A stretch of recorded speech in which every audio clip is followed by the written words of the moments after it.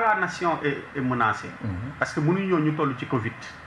yow nga ni bëgg naa réew mi loo doon opposant ñu ne nañ teg cadre boo xam ne ñu toog waxtaan ñu xool lii nan lañ koy xeexee. mais ñàkkoon dem moo doon erreur bi. moo tax tous les leaders de l'opposition gisoo ci kenn ku ne man bañ naa dem. Abdou Mbaye dafa ne moom kaawam c'est-à-dire moom avant ñu ko woo dafa bind ne à ce jour jotagul convocation. Bon, puisque gars yi moom bon ils prennent pas de la hauteur, ils ont profité de ça pour ne pas le convoquer. C'est ça la réalité. Mais li nga xamante ni moo am la légitimité d'un président am na baromètre bu ñu koy xoolee mooy boo waxee nit ñëpp dañu lay topp. tey lui-même Macky moo njëkk a constater son impopularité. En réalité la meilleure façon de l'aider aujourd'hui c'est de le conseiller de partir. C'est-à-dire amul benn solution, il n'a qu'à partir et laisser ñoo xam ne mën nañu ñu gérer réew mi parce que Sénégal fi ñu toll tey Covid bi ba mu commencé ba tey. mais 2024 tous ces discours eggaguñu 2024 de. duumul tous ces discours lu muy wax. tous ces discours lu muy wax redressons notre économie mais on redresse quelque chose qui est en faillite mooy ça veut dire que nous étions en faillite. mooy que économie ñëpp Sénégalais tous les acteurs que ça soit le secteur informel. te bu ñu demee ba ne ñun kat mënuñu tëj réew mi parce que informel bi dañu war a liggéey ça veut dire que il aveu d'échec bi mu def mooy que suñu économie secteur informel bi moo ko te bu ñu demee ba pays ba informel yor ko non mooy que pays boobu dara dox. waaye daal nañu mooy que l'émergence échec la. nañu moytu daal bañ ko def bu IBK bi dañ ko bàyyi mu eggali mandat. non 2024 non je parle de 2024. waaw nañ ko bàyyi rek mu eggali ko quoi. kii Pape Ndiaye. waaw dama bëgg nga may ma tuuti rek. ma brossé du yàgg une minute rek la ci ngunda fi mu jógee léegi. parce que dama yaakaar ne nit ki boo nee man légitimité diw reconnaître ma ko rek. amul lu mu lay mën a woo nga wuy si ko bu dee tu es cohérent par rapport à tes dires. parce que damay wax ne nit ki bu dee say wax dafa méngoog say jëf ku la gis dana la naw. mais bu dee da nga naan man lii gëwuma ko te bu la wooyee nga fekk si ko parce que da nga naan nit ñi ñoo tax ma dem yaakaar naa ne war ngaa xoolaat li nga wax bu baax a baax. leneen li ci topp mu ngi wax ci forêt mbaaw bi man dama nekk beneen posture boo xam ne am naa ko. man agent technique des eaux et forêts la de formation am ay diplômes yoo xam ne ci affaire environnement la ma toog fii tey kon bu ma ko dégg muy wax naan dama dégg ñu ne nee nañ léegi forêt bi dañuy am ay projet yu ñu fay def dañ koy dagg forêt bi di moins ma ne ko na def ndànk parce que ñun ñëpp xam nañ lan mooy njariñu forêt te Sénégal Dakar bi forêt mbaaw nekk na li nga xam ne moom mooy le poumon vert li nga xam ne nii ñun ñi nga xam ne ay acteurs lañ te di ci xëy di ci gont. non mais Pape ànd naa ak moom man gis naa décret bi de. waaw may ma ñëw rek décret boobu moom man gis naa ko parce que Sall ministre bi Sall génn na fan yi passé bi mu génnee il a été clair parce que mënul wax ba pare mu génn wax le contraire. nee na forêt classée bi nekk na forêt boo xam ne dañ ko jël def ko loo xam ne kenn du ko laal maanaam wax na décret buy wane loolu te buñ nekkoon ne dañu préparé woon pour ñu andi loolu dañu andi ay contre vérité par rapport ak li nga xam ne dégg nañ ko tey.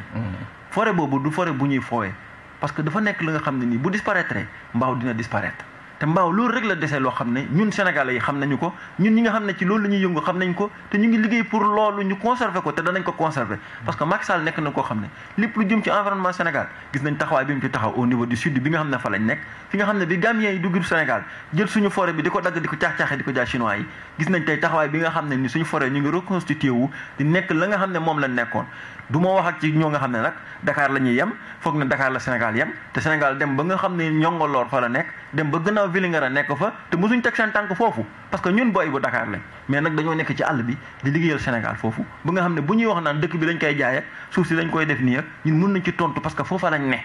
d'habitude li nit ñi di wax te presse bi di ko wax ñu ci bëri boo leen laajee fan la ne xamuñu fan la nekk dañ naan fii laa dégg ci journaliste bi fii laa dégg ci rajo bi ñun nag dañoo nekk ay acteurs yoo xam ne toujours ñu ngi ci terrain bi di yéen nit ñi ci li nga xam ne ni moom la nit ñi bokk ñu bañ koo caax-caaxee parce que wax na lu am solo te dinaa ko wax bu Macky Sall paree day dem bàyyi fi Sénégal du dem Macky Sall mooy dem ba ko fi te Macky Sall xam ko gëm biñ ko gëm ci idée yi mu am nitu nguur bi mu nekk ak fi mu jógee te xam ne tey fi mu yegg nii yàlla moo ko fa andi ak xarañam xam nañ ne dina génn par la grande porte le moment venu duñ polémique nag nii lay demee loolu eggaguñ ci li ñu gëm mooy ku dese 3 mandats ci 5 yu ñu la fal wax dëgg yàlla bu ñu taxawee naan la ndax da nga war a wax ndax da ngay bàyyam doo bàyyi laaj leen ko résultat ba pare pour man loolu mooy li pertinent li nga xam ne képp ku nekk opposition balaa nga dem da nga koy wax ne ko wax ñu loo fi def loo fi fekkoon foo ko yóbbu foo ko teg. d'accord mais Ndiaye déjà man. non may ma tuuti foofu ci affaire Ziguinchor bi la. non benn précision rek laa ko bëgg a indi c'est-à-dire peut-être que ministre bi. changé na mais décret rapport de préparation décret boobu bi ñuy dog cimetière bi man moom j'ai vu ce rapport là. note bi ñu adressé gouverneur j'ai vu la note. bon xëy na kay ci diggante bi coow luy wulee bàyyi nañu. mooy li ma la wax rek. waaw ma may la ci xaaral may ma tuuti rek après. mais léegi ci wàllu foncier boobu sax nañuy def benn glissement en attendant Ngouda ma jox la kàddu gi. c'est vrai xëy na yow fi nga dëkk mun nga taxaw wax lu leer nañ ci wàllu foncier bi ni que ni ngeen koy gérer foofu mucc na ay yow mun nga wax loolu mais ñu nit information yu ñuy am di ko gëstu tamit daanaka région sud bi mooy ancienne Casamance bi. li fa nekk ci problème foncier bëri na ba mu jeex. li fa nekk ci problème foncier et puis nag problème foncier yu garaaw xëy na nag yow fa nga dëkk moom mun nga taxaw fii assurer wax ni que lii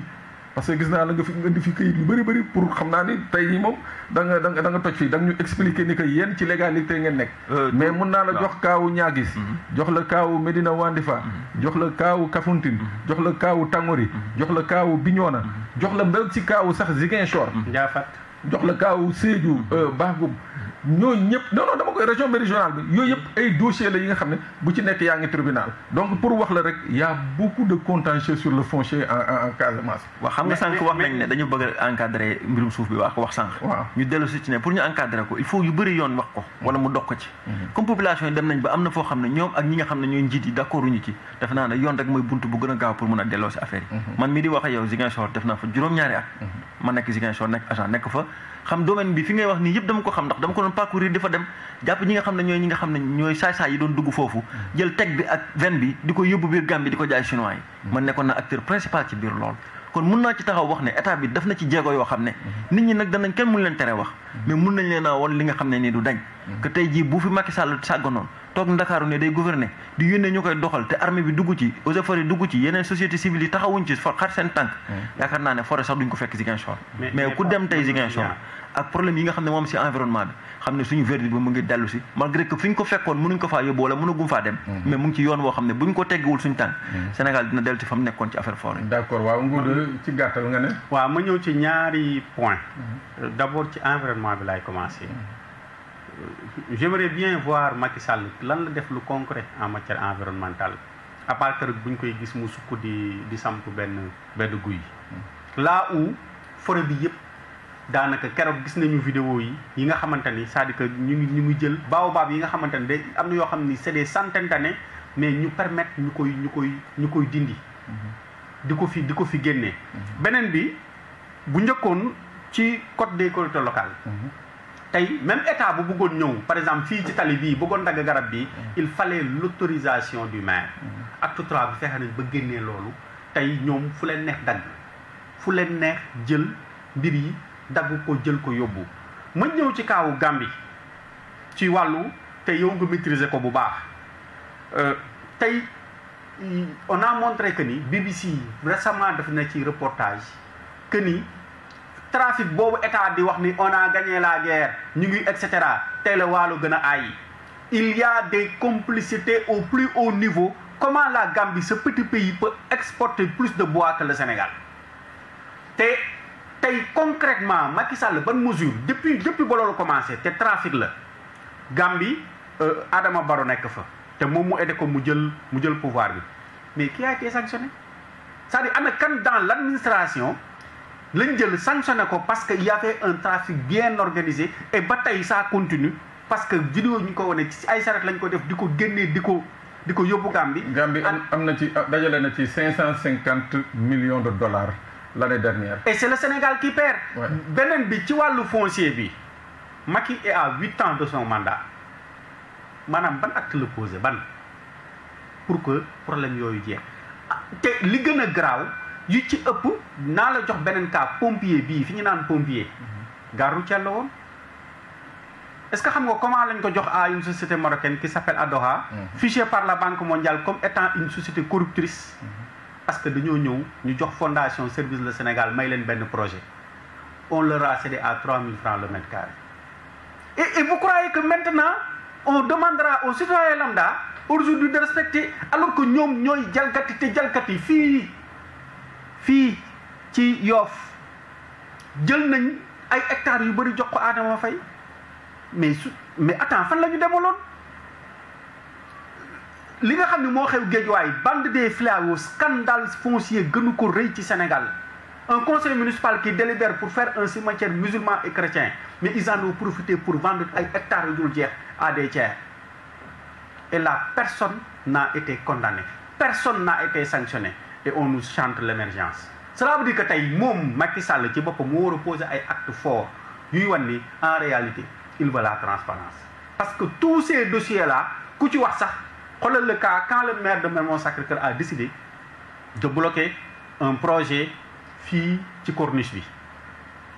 mais Macky Sall signe un décret c'est-à-dire signe daar un décret qui lui enlève ses compétences pour régler un problème ponctuel te xamul ni décret boobu mu signé décret boobu dafa contredire des lois yoo xamante ne am na fi ci Sénégal am na plus de ñetti lois yoo xam ne décret boobu daf ko violé parce que il était dans l'émotion mu ñëw signer décret boobu pour créer un problème ponctuel et derrière on veut me faire croire que. mais attaqué ngeen décret boobu devant la chambre administrative. def nañ ko. d'accord yow relation élu ak administré ci yoon man de wax dëgg yàlla ba may gën a nekk mag man dama jàppoon ni que un maire dafa war a jege sa population bi ñeme maire am ba nga xam ne seeni mbëbët ak seeni jaaxle yëpp dañuy ñëw gis maire bi waxtaan ceeg moom mais léegi dañu seetlu de manière générale il a yenn ay dénonciation la muy yelleef muy droit wu citoyen yi bu ñu gisee ni que ñi leen jiite doxaluñu yoon ñi dénoncé il a ñi gis ay accusation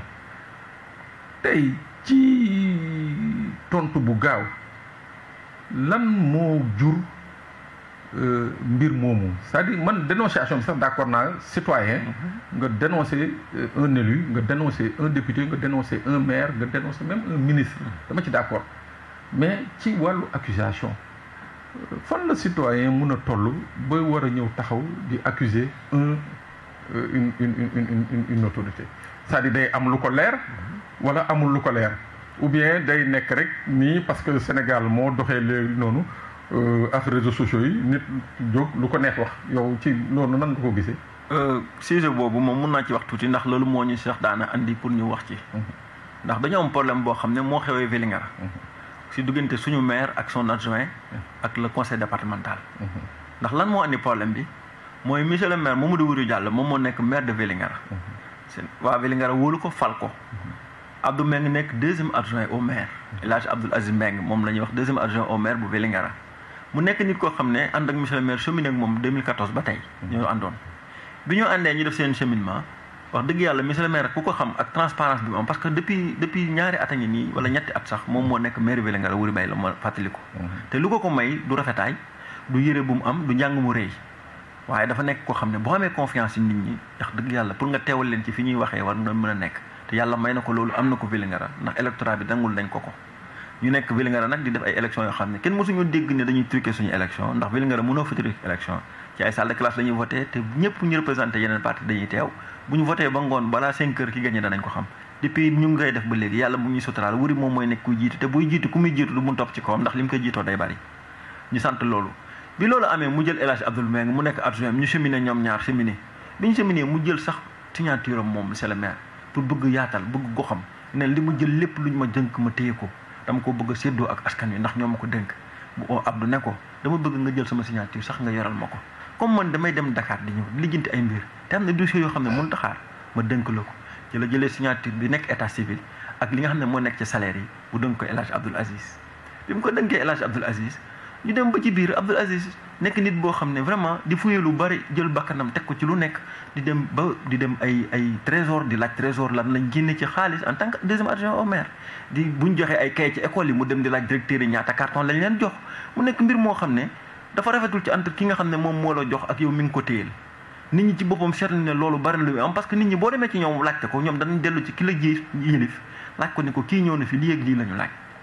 moom ay scandale yoo xam ne seetlu nañ ko aussi ci mbirum këyitu juddu xale yi loo xam ne vraiment ay jafe-jafe la te pour xam këyitu juddu ak Sénégal ni mu mel xam ne nit ñi duñu nangu seen i këyitu juddu ñu ciy dugal lu ci bokkul wala di ko utee nu dul noonu ndax yoon bi lim ciy def dafa metti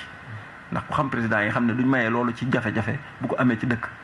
monsieur le maire xam ne lii mën na ko andil jafe-jafe mu dellu def benn circulaire am jël signature am téel ko boppam ndax moom lañ faloon bi loolu amee nag Abdoul Aziz Mbengue moom mënul woon a nangu ne monsieur le maire war na mën a jël signature boobu ci loxoom mu ne lii lu tax mu am nag dina ma jaral kii ma fexe mu jógee fi jël combat yenu ko bokk ci beneen parti nag boo xam ne bokkul ci APR moom mu ngi bokk parti bu ñuy wax RCD Rassemblement pour la citoyenneté et le développement ki ko jiite mu ngi tudd Ibrahima Diawanda Bari moom moo nekk président du conseil départemental moom mooy mentoram moom Abdou kooku dem Ngemba Abdou ñu ne danañ fi jëlee la maire te bu ñu fàtte ne élection yi bi mu amee le maire moo nekkoon ki nga xam ne moo gagné woon élection yi bëri conseiller mu dem jëli ko moom Ibrahima Diawanda Bari dëkkul Vélingara mu ngi dëkk beneen dëkk bu nekk Vélingara ñu koy wax communauté rurale bu Némataba bi mu ko jël ne ko dama bëgg nga ñëw ñu ànd liggéey gox bi parce que yow cadre nga te ci gox bi nga dëkk mënuma jël maire jël conseil dama bëgg nga jël conseil bi ànd ak xale yi ñun ñëpp ñu bokk Vélingara ñu liggéey ko bi mu defee loolu kooku ñëw mu jox ko conseil départemental bi mu yore ko ñuy liggéey ñoom ñaar di liggéey Abdou mi nga xam ne moo jóge woon ci Wuri dem fiite ci kaaw kooku xamal ko ne ko Wuri dama bëgg nga ñëw sax ñu ànd parce que mairie bi yow mën nga ko diriger ndax Wuri mën ko diriger yaa ko ndax ëpp diplôme yaa ko nangam may fàttali ne mbiru gestion du école moo koy wone du njàng mu rëy du diplôme yu bari nit ki dañuy am éthique ak déontologie nit ñi am ci yow confiance nga am doxalin boo xam ne dafa sell nit ñi gis ko ci yow mun laa naw mun laa dënk seeni yëf ndax ndënkaane la buñ ko fàtte Wuri nag dafa nekk koo xam ne bu dee ci taxaw boobu mu nekk tànk bi mu taxaw nii la nekk vraiment gisuma luy tax rek ba liñ fi jëm du yomb ci ñun